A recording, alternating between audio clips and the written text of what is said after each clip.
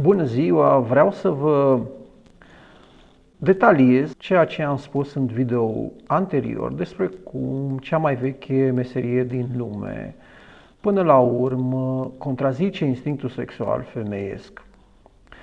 Păi plecăm pentru demonstrarea acestui fapt de la definiția instinctului, respectiv un organ sau un ansamblu de organe care produce schimb de substanțe cu un mediu. Așa am definit eu instinctul în cartea mea Dinamica psihologiei abisale, scrisă ceva mai de mult. Pentru bărbați, lucrurile par un pic mai simple, știm că se întâmplă în ceea ce privește instinctul sexual schimbul de substanțe cu mediul, în cazul de față partenera, și cum acest fapt duce la respectiva satisfacție, cum duce la fiecare dintre instincte, sau dacă nu e satisfacție, ca în cazul instinctului respirator, există disatisfacție dacă este întreruptă această schimbare de substanțe.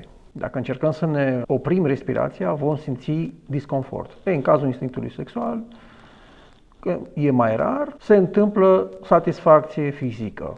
Nu o numesc aici pentru că se întâmplă ca unele dintre platformele media să dea jos anumite videouri pentru anumite cuvinte, deși ele sunt științifice, prefer să nu-l folosesc totuși și să încerc să evit pe cât posibil ceva ce ar putea fi interpretat drept obscen. Pentru femeie, schimbul ăsta de substanțe cu mediul în ceea ce privește instinctul sexual e mult mai complicat și nu se întâmplă în momentul în care instinctul este satisfăcut.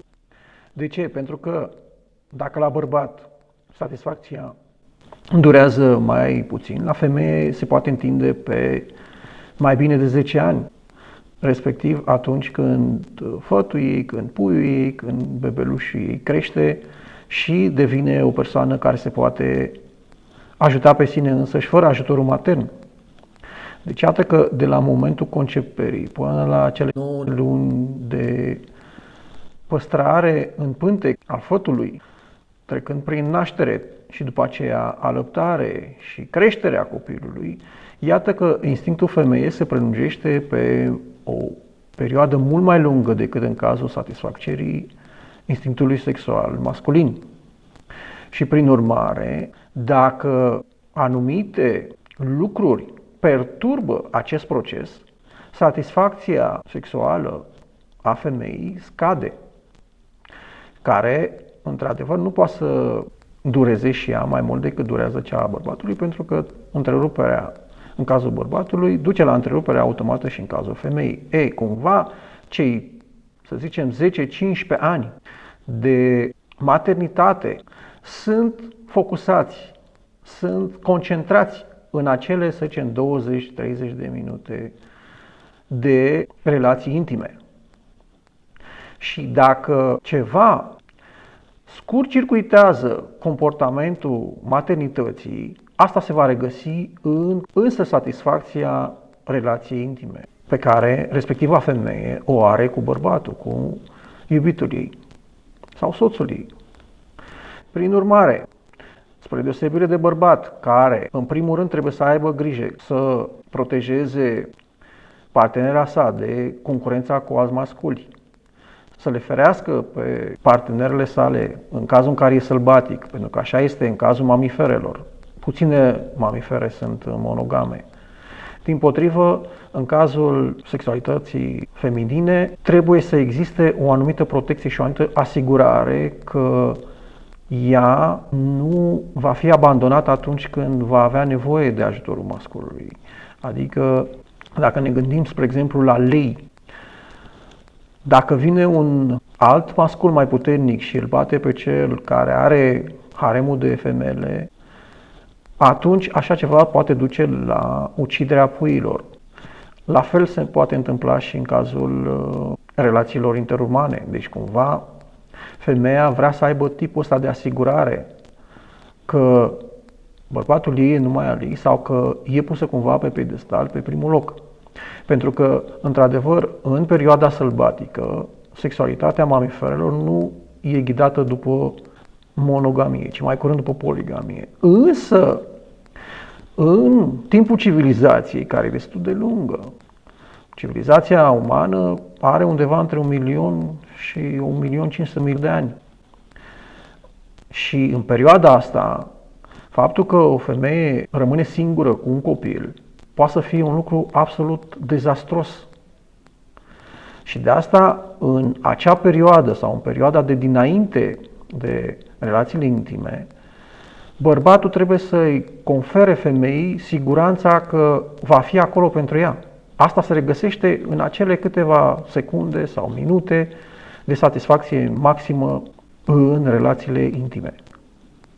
Și dacă o femeie acceptă doar o parte din acest cadou pe care bărbatul îl face de a fi lângă ea, anume, respectiv un oarecare beneficiu material, dar nu întreg beneficiu, atunci asta îi afectează pe deplin acele câteva minute de satisfacție maximă.